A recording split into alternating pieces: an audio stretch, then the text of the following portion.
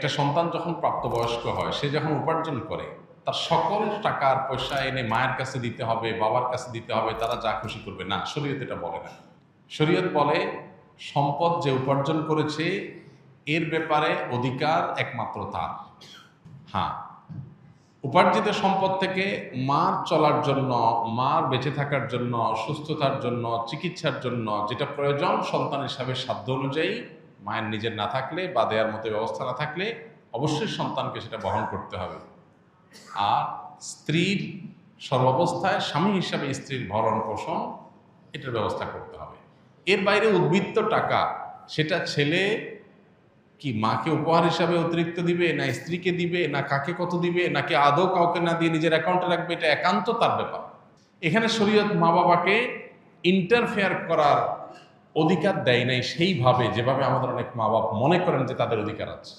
ছেলে বিদেশ গেছে, উপার্জন করে টাকা পাঠাবে সব বাপের নামে মায়ের নাম, তারা যা খুশি করবে, তারা সেখান থেকে বৌমাকে যা দেওয়া দিবে আর যা নেওয়া দেওয়া না দিবে না। এভাবে আসলে ইসলাম মা বাবাকে এতটা অধিকার দেয় না যে সম্পদ সারা জীবন যা কামাই করবে সব বাপ মা যা ইচ্ছে তা করবে। জি না, এই সুযোগটা নেই।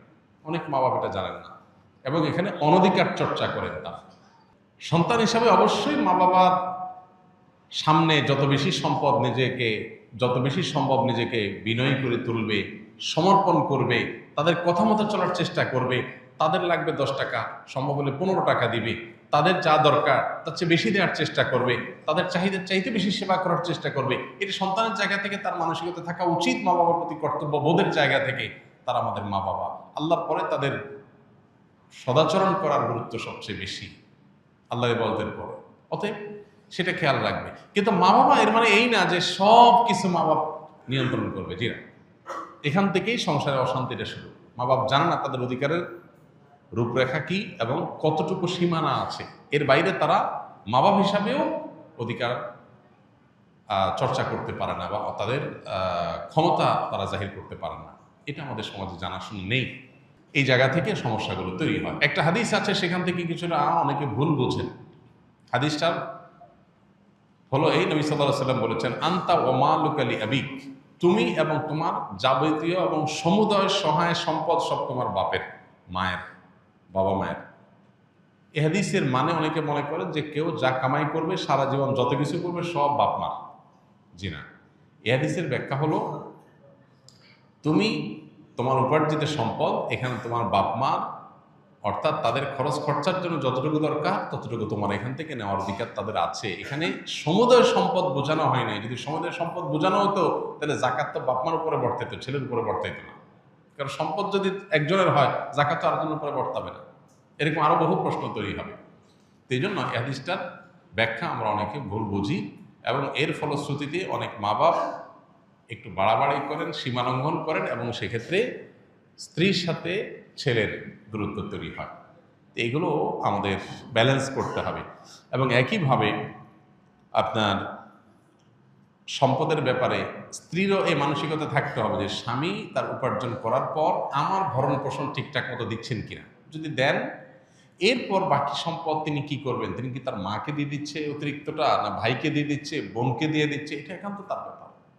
আমার এটা নিয়ে মাথা ঘামানোর দরকার নাই, হেডেক নেওয়ার দরকার নেই।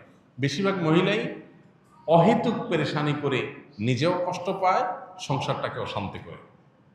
আমার পরিচিত এরকম আত্মীয় স্বজনের ভিতরে এরকম মেয়েদের কথা জানি যে স্বামী লক্ষ লক্ষ টাকা ধরা খাচ্ছে, কোথাও কাউকে দিয়ে দিচ্ছে, কোনো ভাবনা নেই।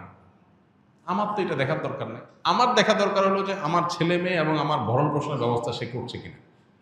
সেটা যদি সে না করে, আমার অধিকার যদি সে খর্ব করে, সেগুলোও যদি সে মানুষকে দিয়ে দেয়, তাহলে অবশ্যই আমি সেখানে দাবি তুলব, যথাযথ নিয়মে আমি আর্গুমেন্ট করব। কিন্তু আমি আমারটা যথাযথ পাচ্ছি, আর দরকারটা কি? বেশিরভাগ মহিলারা স্বামীকে চায় কবজার ভিতরে আনতে, কন্ট্রোলের ভিতরে আনতে, যে আমার কথা উঠবা, আমার কথা বসবা, আমার কথা এদিক ঘুরাবা, আবার এদিক ঘাড় ফিরাবা। এই যে স্বামীকে গোলাম বানাতে চায়, এটা আরেক সমস্যা। তাহলে একদিক থেকে মা বাপের সমস্যা, আরেক দিক থেকে বইয়ের সমস্যা। এই সমস্যাটা কেন হয়? কারণ তার কতটুকু অধিকার আছে এটা সে জানে না। তার যতটুকু অধিকার আছে তিনি তার চাইতে আরো বেশি খাটাইতে চেষ্টা করেন। এটাই হলো একটা ভুলের জায়গা। দাম্পত্য জীবনের সুখ শান্তির জন্য এই জিনিসগুলো অনেক গুরুত্বপূর্ণ। এই জন্য বিয়ের আগে ট্রেনিং হওয়া দরকার।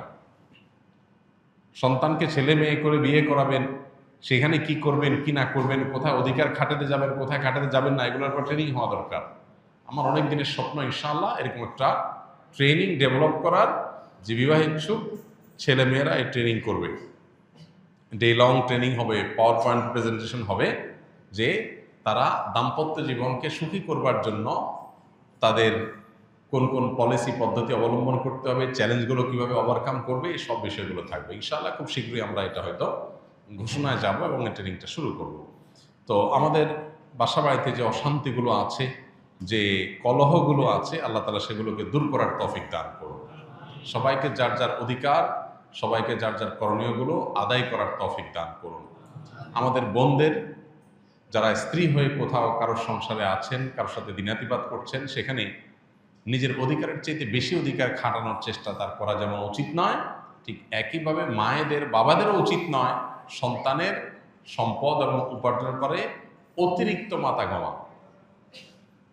কোনো ছেলে বউয়ের পিছনে টাকা একটু বেশি খরচ করে, একটু বউ পাগল বেশি হয়। মা বাপ হিসাবে তাদের দায়িত্ব হলো সন্তান সীমা ছাড়ায় গেলে তাকে সুন্দরভাবে বোঝানো যে বাবা ব্যালেন্স করো, পরিমিত হও, হিসাব নিকাশ করো, অতি পাগল হয়ে যেও না। এরপর যদি দেখা যায় যে না ছেলে ভুল বুঝে বা বৌমা ভুল বোঝে, তো বাপ মা হিসাবে তারা তাদেরটা পাচ্ছে কিনা তারা দেখবে, বাকিটা নিয়ে মাথা ব্যথা করবে না, বরং আল্লাহর পরে হাওয়ালা করে দিবে। কারণ বিয়ের পর বিশেষ করে কয়েক বছর পর্যন্ত, একটা নির্দিষ্ট সময় পর্যন্ত এই পাগলামিগুলো ছেলেরা করে। এরপর আস্তে আস্তে হুঁশ ফিরে আসে, মাথায় ব্যালেন্স হয়, তখন সে আর আগের মতো পাগলামি করে না।